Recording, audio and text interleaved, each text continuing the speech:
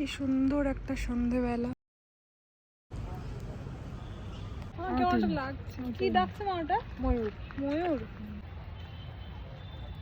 খুবই জ্বর এসে গেছিলো আমার প্রচণ্ড জার্নির কারণে, সেজন্য ভেতরে এসে জাস্ট ঘুমিয়ে পড়েছিলাম। এখানটা রোদ আসলে আরও বেশি সুন্দর লাগে। সন্ধেবেলা হয়ে গিয়েছে সেই জন্য দেখাতে পারছি না বিষয়টা, কিন্তু আর আই থিঙ্ক শোনা যাচ্ছে ময়ূর ডাকছে। জলের জন্য জল খায়নি। আচ্ছা, আর এইদিকে আছে গুবুসিনি। ওই যে মা আর বাবা। আমরা এসছি আবার চপ্পল চেঞ্জ করতে হয়েছে, আমাদের পায়ে চপ্পলগুলো চেঞ্জ করতে হবে, কারণ যে পাহাড়ের রাস্তা সেজন্য আমাদেরকে শু পরে নিতে হবে।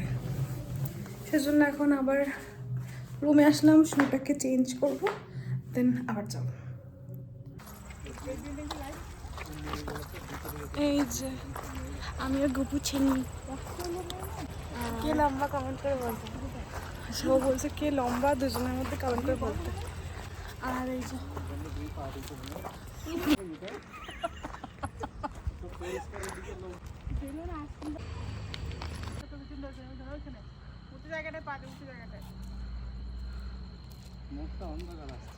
ক্যাম্পের বাইরেটা, মানে অনেকটা এরিয়া জুড়ে।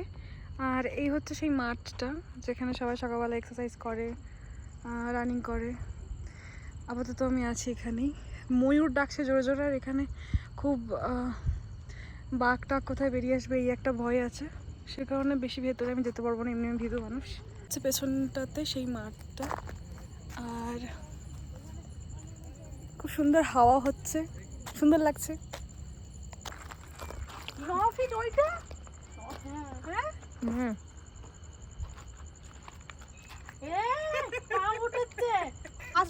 আমার মা না, তুই না, এই ওইভাবে করিস না, মাথা ওইভাবে। এই দেখ তুই ওর কি করে দাঁড়িয়ে, চুলটা সরা ওর।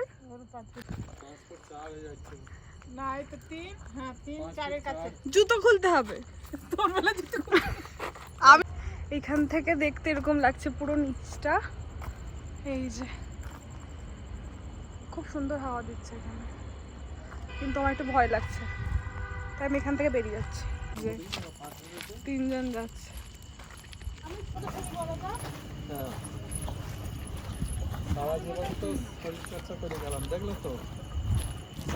আমরা ঘরে চলে এসেছি, আর এখানে আমাদের চলে এসেছি লাল বলছি ডিনার। এগুলো হচ্ছে ভেজ, এটা হচ্ছে নন ভেজ। আমরা খাবো গুড নাইট। এই যে গুছি, এই যে গুছি, এই যে মা, ও কি খাচ্ছ? ও মা, এত বড় ডিম তুমি আমার কোনোদিন দাওনি, দেখেছো? সিমই না, মা তো বড় ডিম দেয়নি। না দুটো দিয়েছি, এত বড় দেয়নি। ঠিক আছে।